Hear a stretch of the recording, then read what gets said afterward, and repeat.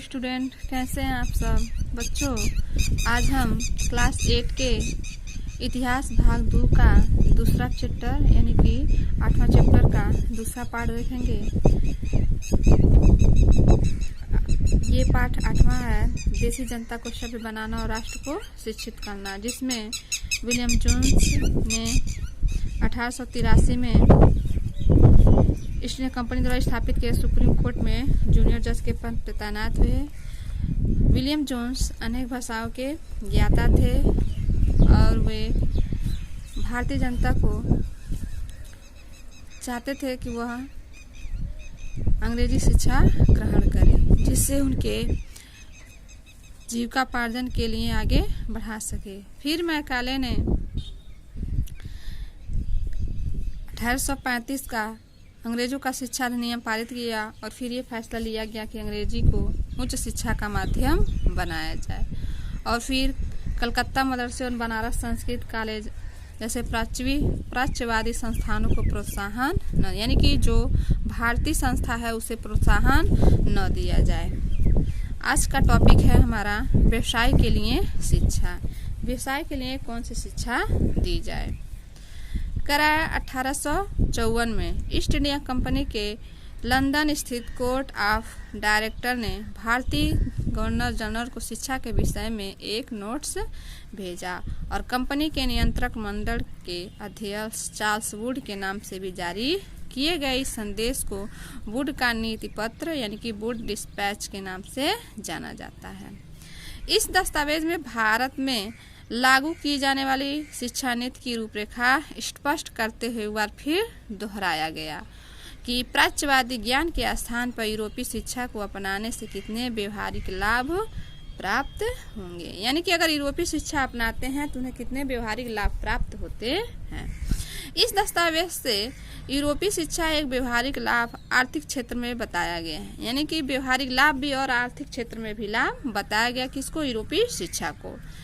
उसके मुताबिक यूरोपीय शिक्षा के माध्यम से भारतीयों को व्यापार और वाणिज्य के विस्तार से होने वाले लाभों को समझने और देश के संसाधनों के विकास का महत्व समझने में भी मदद मिलेगी। यदि उन्हें यूरोपीय जीवन शैली से अवगत कराया गया तो उनकी रुचियों और आकांक्षाओं में भी बदलाव आएगा, यानी कि अगर वह यूरोपीय जीवन शैली का ज्ञान लेते हैं, अंग्रेजी शिक्षा का ज्ञान लेते हैं तो उनकी रुचियों और आकांक्षाओं में भी बदलाव आएगा और ब्रिटिश वस्तुओं की मांग में पैदा होगी। ये किनकी सोच थी, ये अंग्रेजों की सोच थी, यानी कि वुड डिस्पैच में यह लिखा गया था, क्योंकि तब यहाँ के लोग यूरोप से बनी चीजों को अपनाकर और खरीदना शुरू कर देंगे। फिर वुड के नीति पत्र में यह तर्क भी दिया गया कि यूरोपीय शिक्षा से भारतीयों के नैतिक चरित्र का उत्थान होगा और इससे वे ज्यादा सत्यवादी और ईमानदारी बन जाएंगे और फलस्वरूप कंपनियों के पास भरोसेमंद कर्मचारियों की कमी नहीं रहेगी। अगर वह इन सारे चीजों में निपुण हो जाते हैं तो अंग्रेजों के पास वह जैसे चाहे उनको अपने तरीके से कर्मचारी रख सकते हैं। दस्तावेज के मुताबिक पूरब का साहित्य न केवल भयानक त्रुटियों से भरा पड़ा था, बल्कि यह लोगों में न तो काम के प्रति दायित्व और समर्पण का भाव पैदा कर सकता, न ही शासन के लिए आवश्यक निपुणता पैदा कर सकता है। फिर करा कि 1854 के नीति पत्र के बाद अंग्रेजों ने कई अहम कदम उठाए और सरकारी शिक्षा विभागों का गठन किया ताकि शिक्षा संबंधित सभी मामलों पर सरकार का नियंत्रण स्थापित किया जा सके। और फिर विश्वविद्यालय शिक्षा की व्यवस्था विकसित करने के लिए भी कदम उठाए गए।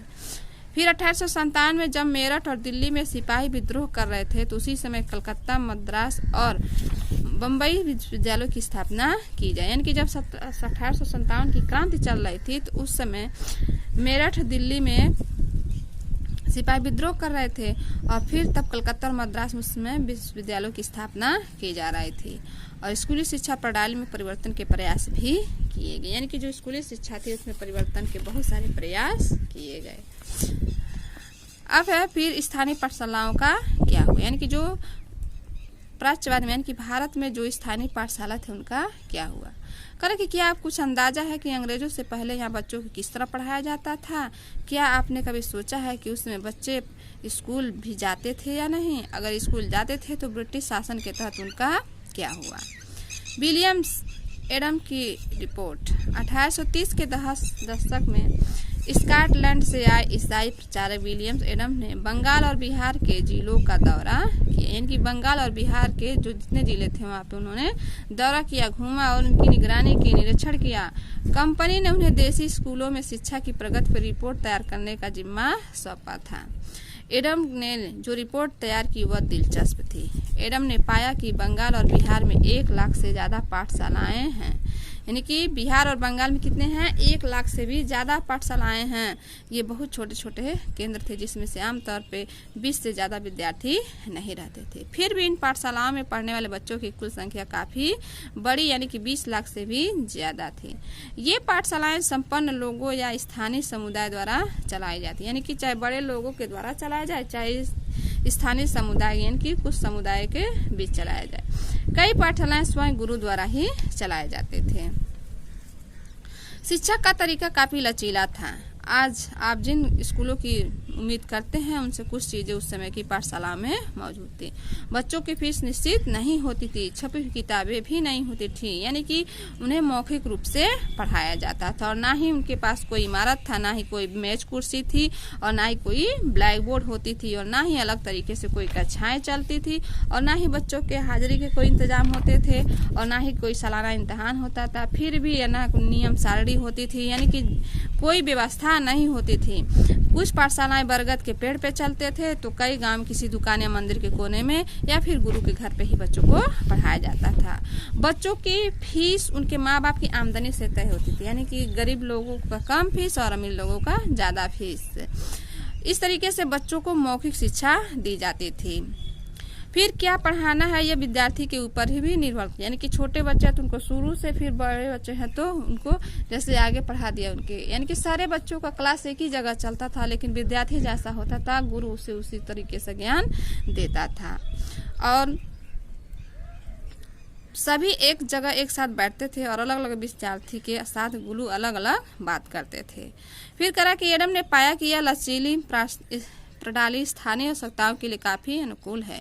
उदाहरण के लिए फसलों की कटाई के समय कक्षाएं बंद हो जाती थी क्योंकि गरीब बच्चे होते थे। जब फसल कटती थी वो खेतों में काम करने चले जाते थे और फिर जब फसल का काम कटने का काम खत्म हो जाता था तो फिर वह विद्यालय आने लगते थे और पाठशाला फिर दोबारा शुरू हो जाता था। तो करा कि इसका परिणाम यह था कि साधारण काश्तकारों के बच्चे भी पढ़ाई कर सकते थे। अब आ रहा है नई दिनचर्या और नए नियम। 19वीं सदी के मध्य तक कंपनी का ध्यान मुख्य रूप से उच्च शिक्षा पर था, इसलिए कंपनी ने स्थायी पाठशालाओं के कामकाज में कभी ज्यादा दखल नहीं दिया। फिर 1854 के बाद कंपनी ने देसी शिक्षा व्यवस्था में सुधार लाने का फैसला किया। कंपनी का मानना था कि इसके लिए मौजूदा व्यवस्था के भीतर ही बदलाव किए जा सकते हैं और कंपनी एक नई दिनचर्या, नए नियमों और नियमित निरीक्षणों के जरिए पाठशालाओं और व्यवस्थित करना चाहती है। यानी कि इनके नियमों में, इनके दिनचर्या में निरीक्षण किया और पाठशालाओं को और भी व्यवस्थित करना चाहती थी। इसके लिए क्या किया जा सकता था? कंपनी ने क्या कदम उठाया? कहा कि सबसे पहले तो कंपनी ने बहुत सारे पंडितों को सरकारी नौकरी पे रख लिया, यानी कि जितने पढ़ाने वाले गुरु थे उनको क्या किया, सरकारी जॉब पे रख लिया। फिर सबको अलग अलग काम बांट दिया, 4-4, 5-5 स्कूलों की देखरेख का जिम्मा सौंप दिया। पंडितों का काम पाठशालाओं का दौरा करना और वहाँ अध्यापन की स्थितियों में सुधार लाना था। प्रत्येक गुरु को निर्देश दिया गया कि वे समय समय पर अपने स्कूल के बारे में रिपोर्ट भेजे और कक्षाओं को नियमित समय सारणी के अनुसार पढ़ाए। अब अध्यापन पाठ्य पुस्तकों पर आधारित होगा और विद्यार्थी की प्रगति को मापने के लिए वार्षिक परीक्षा की रूपरेखा भी तैयार की जाने लगी। विद्यार्थियों से कहा गया कि वे नियमित रूप से शुल्क दें, नियमित रूप से कक्षा में आएं और तय सीट पे बैठे और अनुशासन के नियमों का पालन किया। यानी कि जो पहले छूट दी जाती थी अब उन सारे चीजें बदल गई और सभी चीजों को स्थायी कर दिया गया। नए नियमों पर चलने वाली पाठशालाओं को सरकारी अनुदान मिलने लगे। जो पाठशालाएं नई व्यवस्था के भीतर काम करने को तैयार नहीं थी उन्हें कोई सरकारी सहायता नहीं दी जाती थी। यानी कि जो चाहते थे कि हम स्वयं अपना चलाएं और अपने तरीके से चलाएं तो उन्हें कोई सरकारी अनुदान नहीं मिलता था। और जिन गुरुओं ने सरकारी निर्देशों का पालन करने के बजाय अपनी स्वतंत्रता बनाए रखे वे सरकारी सहायता प्राप्त और नियमों से चलने वाली पाठशालाओं के सामने कमजोर पड़ने लगे। इन नए नियमों और दिनचर्या का एक और भी नतीजा हुआ। पहले वाली व्यवस्था में गरीब किसानों के बच्चे भी पाठशालाओं में जा सकते थे, क्योंकि पाठशालाओं की समय सारणी काफ़ी लचीली होती थी। वो काम के समय विद्यालय बंद हो जाते थे, फिर जैसे ही काम खत्म हो जाता तो विद्यालय चालू हो जाते थे। इस तरीके से हर एक गरीब का बच्चा पढ़ लेता था। लेकिन जब समय बदल गई तो गरीब के बच्चे वहाँ पे पढ़ने नहीं जा पा रहे थे। नई व्यवस्था के अनुशासन की मांग थी कि बच्चे नियमित रूप से स्कूल आएं। अब कटाई के मौसम में बच्चों का स्कूल में आना जरूरी था, जबकि उस समय गरीब के घरों में बच्चों खेतों में काम करने जाया करते थे। अगर कोई बच्चा स्कूल नहीं आ पाता तो उसे अनुशासनहीनता पाया जाता, यानी कि बच्चा पढ़ना लिखना नहीं चाहता है। तो इस तरीके से नए नियम और नए दिनचर्या का बदलाव किया गया। आज की वीडियो में बस इतना ही। नेक्स्ट वीडियो में हम नेक्स्ट पार्ट देखेंगे। धन्यवाद।